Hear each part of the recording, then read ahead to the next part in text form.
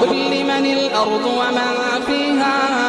إن كنتم تعلمون سيقولون لله قل أفلا تذكرون قل من رب السماوات السبع ورب العرش العظيم سيقولون لله قل أفلا تتقون قل من بيده ملكوت كل شيء وهو يجير ولا يجار عليه إن كنتم تعلمون سيقولون لله قل فأنى تسحرون بل أتيناهم بالحق وإنهم لكاذبون ما اتخذ الله من ولد وما كان معه من إله إذا لذهب كل إله